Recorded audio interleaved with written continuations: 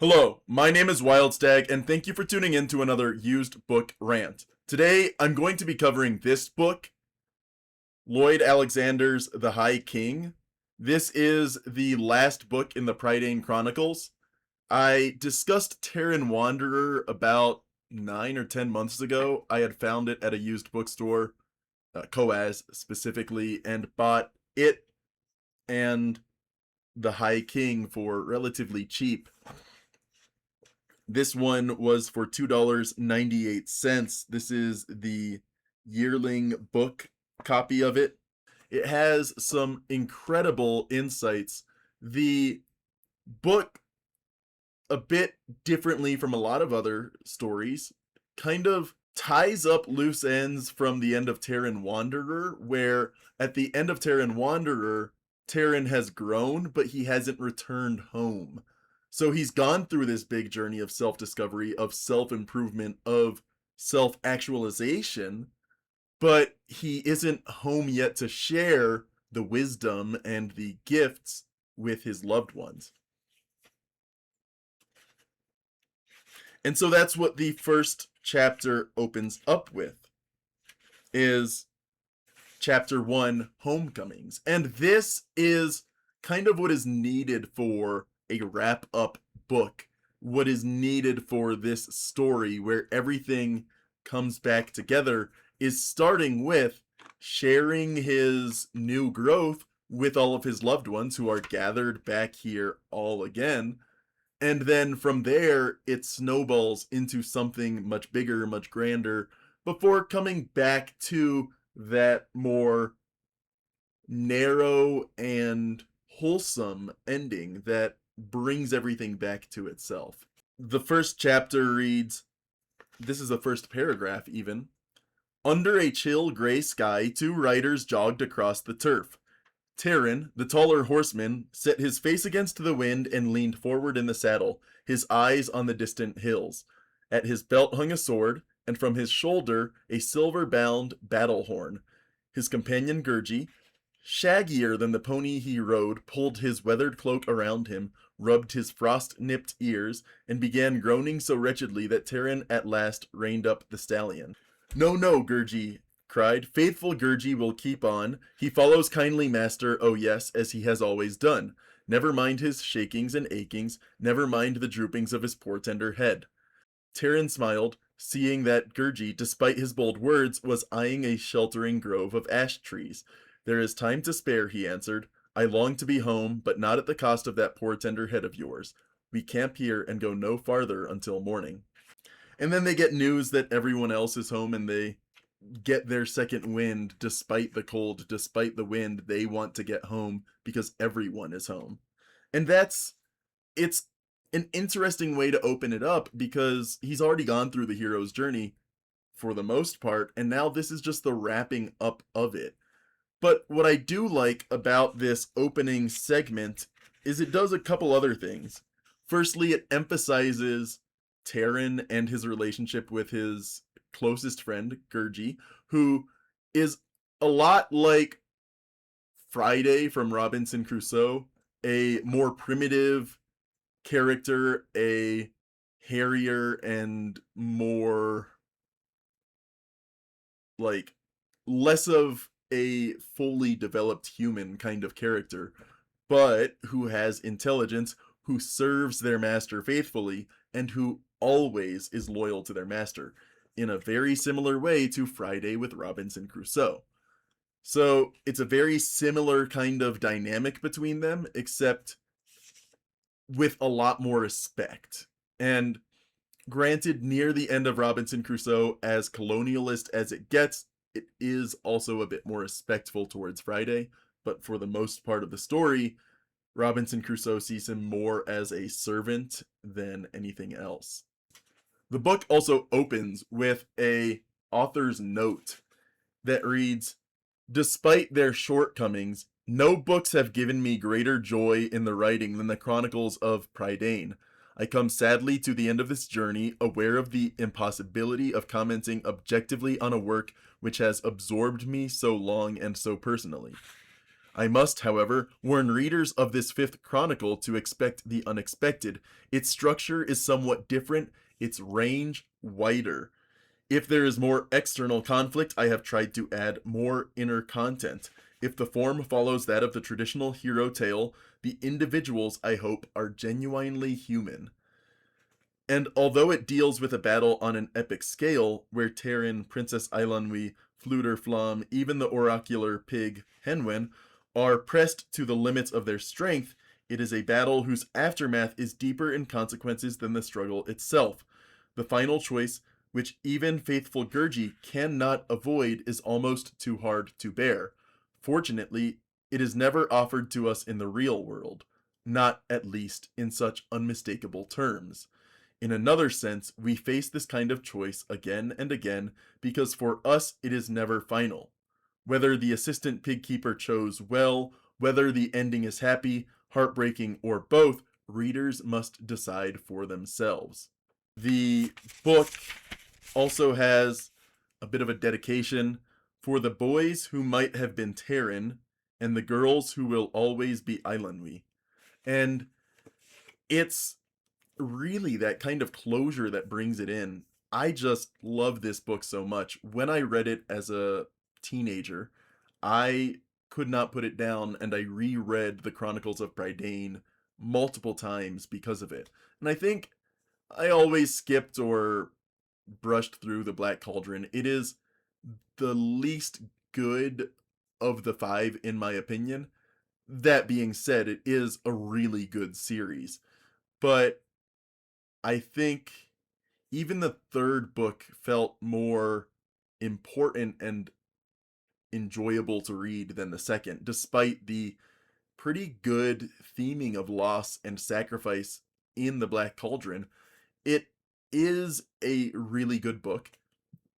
And it's probably better than the Book of Three, but the Book of Three, as the first in the series, opens it up, and that's what introduces you to this good set of works. And so I I would say honestly, Terran Wanderer is the best of the five, followed closely by the High King and the Book of Three, the third book, and then lastly the second book in order of quality or importance in my eyes. It is an exceptional series, and the fourth book, Terran Wanderer, is still the most important, and I think is the kind of book that every young adult should have to read because the insights and wisdom in it are the sort that, whether young man or young woman, you need as an adult. And I think partially it shaped the way I feel about adulthood, maturity, and to a certain degree, gender because of it. None of the tasks that Terran Wanderer goes through is necessarily masculine. None of the wisdom he learns is masculine. It is instead mature, it is wholesome, it is universal. And that's the kind of when I was growing up, that's the kind of thing that stuck with me.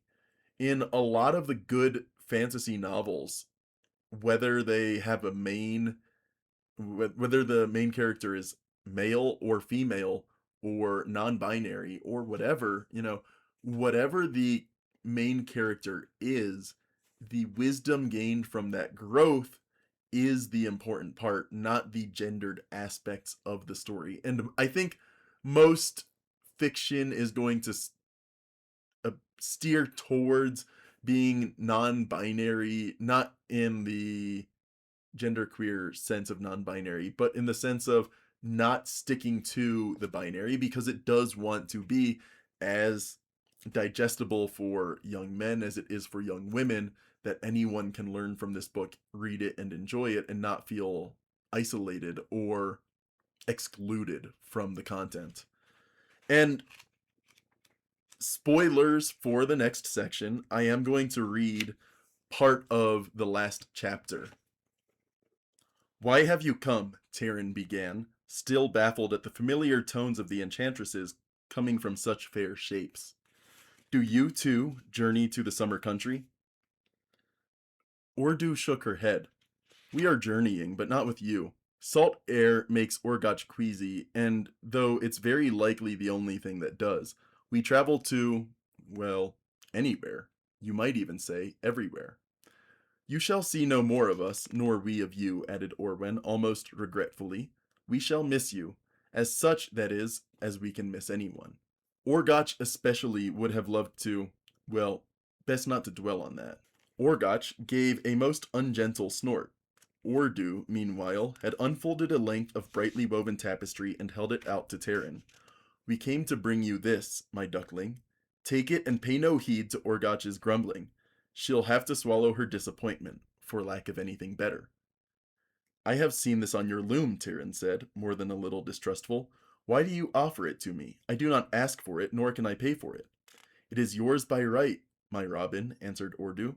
It does come from our loom, if you insist on strictest detail, but it was really you who wove it. Puzzled, Tyrion looked more closely at the fabric and saw it crowded with images of men and women, of warriors and battles, of birds and animals. These, he murmured in wonder, these are of my own life. Of course, Urdu replied. The pattern is of your choosing and always was. My choosing? Tyrion questioned. Not yours? Yet I believed. He stopped and raised his eyes to Urdu. Yes, he said slowly. Once I did believe the world went at your bidding.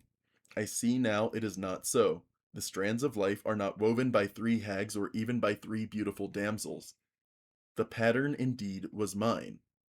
But here, he added, frowning as he scanned the final portion of the fabric where the weaving broke off and the threads fell unraveled, here it is unfinished. Naturally, said Ordu, you must still choose the pattern, and so must each of you poor, perplexed fledglings, as long as thread remains to be woven. But no longer do I see mine clearly, Tyrion cried. No longer do I understand my own heart. Why does my grief shadow my joy? Tell me this much. Give me to know this as one last boon. Dear chicken, said Ordu, smiling sadly, when, in truth, did we really give you anything? Then they were gone. And that's the penultimate chapter. What follows is what I think is one of the better closing chapters in any fantasy, any specifically one of the best looking at young adult. It closes the hero's journey in a better way than I've ever seen because of the writing of Tyrion. He knows through his work with Tyrion Wanderer, and it was foreshadowed in the 4th book, where one of his allies, a lord, his friend says, I would rather have a wise peasant as an heir than a spoiled noble. And that's kind of what happens, is that this whole story has been that zero to hero kind of story, Tyrion Wanderer as assistant pigkeeper, rising to be the High King.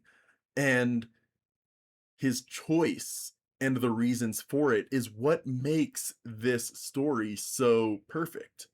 And it wouldn't have been complete if Tyrion Wanderer had followed the 3rd book, but without the influence, without the insight gained from that book, where all of this influence he gained, all of the friends he made, all of the insight he learned and earned was not present. If Tyrion Wanderer had been another adventure instead of a story of self-discovery and self-improvement, the High King would not have felt as impactful. It feels like the second part of Tyrion Wanderer, and that both Tyrion Wanderer and the High King are actually just 2 halves of the closing story.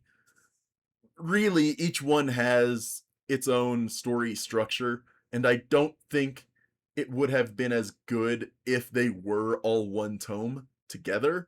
But I do feel like, as I indicated in the beginning, the coming home aspect of Tyrion Wanderer was left an open thread so that it could be closed at the start of this book, and then new conflict would arise, but with everyone admiring the changes because they have seen Tyrion leave as a unsure teenager and come back as a mature adult and a level-headed adult. And so when the conflict starts, they don't know who this new person is.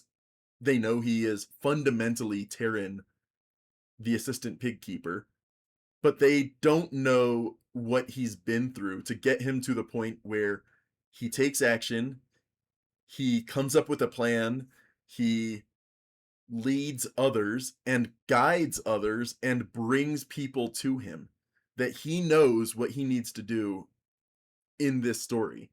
And at every point, when he is trusting the instincts that he has honed through the first four novels, and especially through Terran Wanderer, when he trusts his gut, everything falls into place. And that insight in that penultimate chapter leads him to stop and make the right decision. And that is what makes The High King such a really fun story for me. The High King is easily one of my favorite books. Not, for sentimental reasons, but also because it is just that well composed.